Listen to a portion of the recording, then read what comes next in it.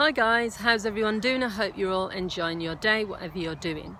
Now, all week on my Facebook page and my Instagram page, which is Marianne Hanson Counsellor and Coach, and my personal Facebook is Marianne Hanson, I've been posing a series of questions, and they're all what if questions. So I think yesterday I was looking at what if you made a financial freedom plan.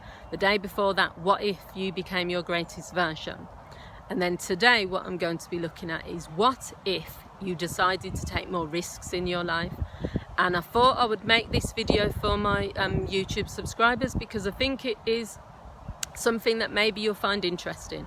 You can check out my other videos on my Facebook page, but this video is just focused specifically on what if you were to take more risks. So what do you think are the reasons that people don't take as many risks as they could take? Now, there's lots of different types of risk. There's calculated risk where you plan, you sit down, you think about the pros and the cons, you work out whether you should do this, you work out whether you have the skills, the capability, the financial freedom to do it. There's other types of risk which are spontaneous. So you just decide, you know what, I don't really like my job at the moment, I'm going to go and spend 6 months living abroad. There's not a lot of planning. Some planning has to go into it, but it's more spontaneous because you haven't thoroughly thought it through. Whatever the case, when you take a risk and you come out of your comfort zone, for me, I think it makes you feel alive. It makes you realise that, you know, all this time you've been waiting, you've been putting things on hold, you've not really been doing what you want to do. So sometimes what happens is that people are fearful and they're looking at all the things that could go wrong. So say you are in a relationship and you really, really want to get out of the relationship.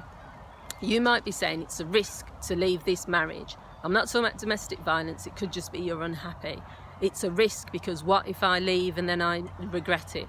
What if I leave and then this person meets someone else? What if I leave and then I don't find anyone? You know, what if I leave and then I don't get to see the kids, or there's all these sorts of things. So then you remain in an unhappy situation because the risks are too great. You've worked out the risks are too high. Another situation could be that you want to travel abroad. So this one is something I've spoken about to people. One of my goals is to travel abroad and to actually live and work in a country for up to 6 months, maybe a year, even possibly live there permanently. I've never travelled abroad by myself. When I live in the UK as a single person and I go on short breaks or I walk around or I do whatever it takes, I'm quite a confident person. So in my mind I'm saying, well, I can do anything. You know, I've got this strong self-belief. When it comes to the idea of even getting on a plane on my own and going to another country as a single woman, just doing activities, you know, even going to the beach by myself, I do start to feel fearful, and I'm thinking of what if I keep getting approached by people, what if something bad happens to me, what if this, what if that. So I'm asking this question myself, what is stopping me from taking some chances? Why is there this, you know, hesitation when I've already done this? You know, I've already seen that when I take short breaks or when I do things by myself, nothing happens. So it's just the fear of the unknown. So another thing, and I've wrote it down, is that we want to fit in. Is that on my list? Yeah. We want to be like everyone else. And the messages we've absorbed are that standing out or doing things differently is bad. It's negative.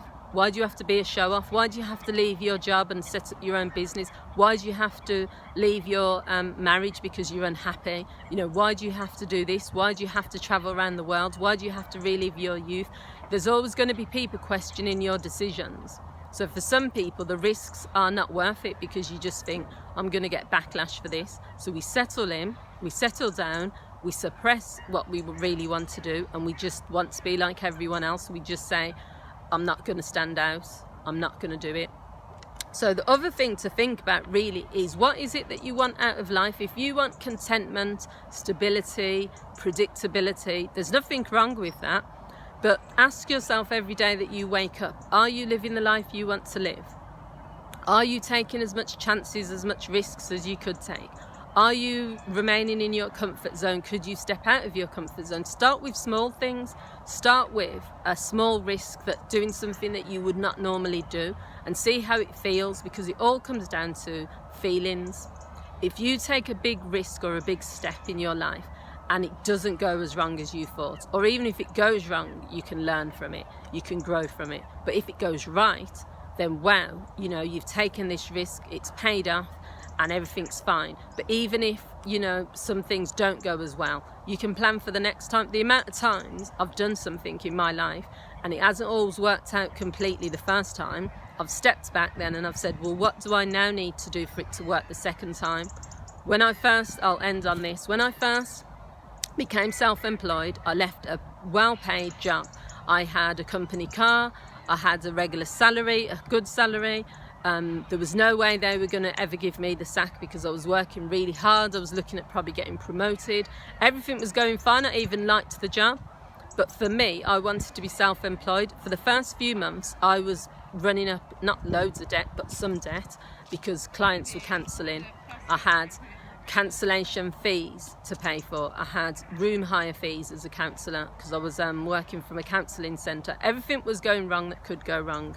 You know, things were breaking down. My printer, I needed a new printer, needed a new laptop, etc. I didn't quit and then say, do you know what, I made a bad decision, I'm going to go back to work, find full-time work. I just kept going and kept going. I then went back to work, regrouped, and then I became self-employed again, and then thought, I'm not quitting. No matter what happens, I'm just going to tackle it. So take some risks, don't be fearful. What's the worst that can happen? Either plan, take a calculated risk, or be spontaneous. Either way, just do it. So that's my question. What if you took more risks? What would that look like, feel like? How would it make you feel? How would it impact on your life? So I hope you found this video useful. If you did, please feel free to share it with someone. Also, please leave your comments, and don't forget to like and to subscribe. Take care. Bye.